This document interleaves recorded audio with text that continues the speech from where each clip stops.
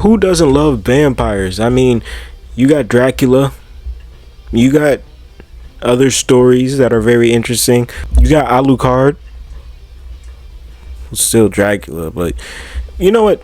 Whatever. I'm sorry. I don't know that many vampire stories, but I do know one, JoJo's Bizarre Adventures. And while you might look at me in disbelief and say that's not really a story about vampires, I would tell you you're right. But today we're talking about vampires within JoJo's because they were in there for 2 parts and they were only important for 1.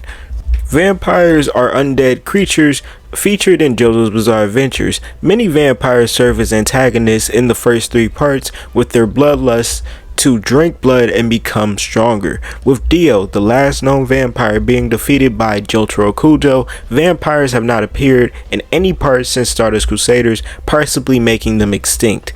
And why don't we talk about their glorious origin, which most of us who have watched the entire series know, but for those who haven't, let me give you a refresher. Vampires were created by the Pillarmen with acupuncture techniques that they developed through the use of the stone mask. The purpose of the vampires was to become food for the Pillarmen and to explore human potential. This would lead then the Pillarmen to discover the red stone of Aija, which can be combined with the stone mask to make them perfect, granting them immunity to the sunlight and allowing them to literally rewrite their DNA.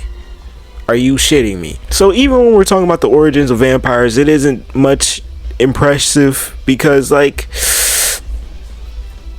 they were dead ass just like how we treat cows or chickens. Like imagine a superhuman chicken running around here while you have the ability or the possibility to rewrite your DNA if you get the correct stone. That's just life on unfair. That's an unfair mode of life. What the hell? Vampires can be created in 2 ways. One way is to wear the stone mask while exposing it to blood. The other way is for a vampire to give a corpse some of their own blood. According to the dynamics of the arts of the Ripple and Will Antonio Zeppeli, all living beings on Earth bear energy from the sun. These vampires are considered beings whose natural energy flow has been reversed and perverted.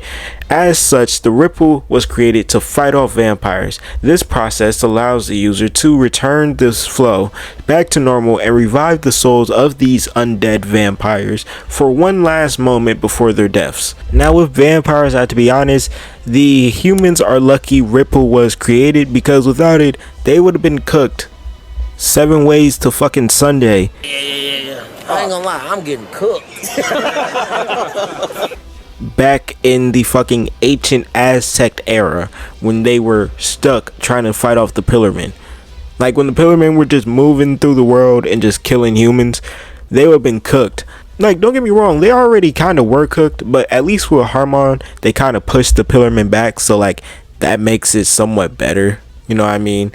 Like just a little bit, but like even then, that's a bad look. But along this pyramid of ghoulish nightmares that just get, well, lighter as we go along, but still bad, we have zombies, which are a secondary undead creature created by a vampire who dons the stone mask.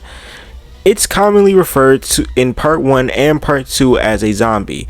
Undead is also sometimes used. Now, if y'all want a video on zombies, I will give y'all a video on zombies, but just know vampires create zombies. That's why Dio had that big ass zombie army. Now we're on to the good part, abilities.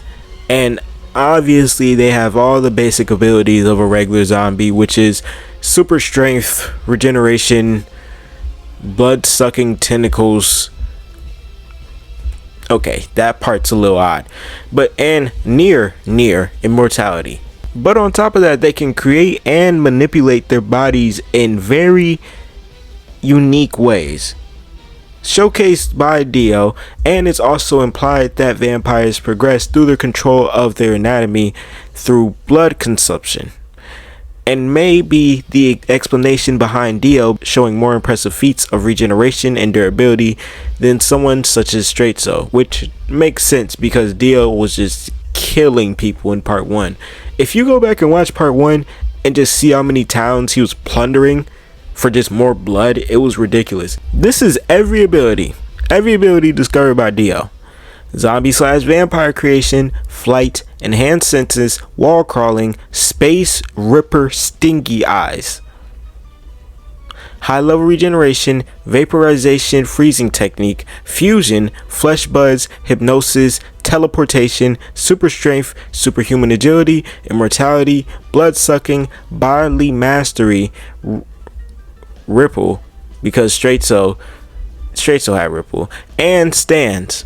Those are every power that a vampire could or will just naturally have by donning that stone mask. Now, of course, you won't get ripple or stands just by donning a stone mask, but you can awaken a stand and you can learn ripple before you put on the stone mask, or probably even after. Now, after going through all that history of the JoJo vampires, if you were to look at different pop culture vampires, you would see that the JoJo vampires are basically nothing like them, you know, except the fact that they're affected by sunlight. Like, because if you look at other traditional culture around vampires, a vampire could be bitten in the neck by another vampire and they would go back.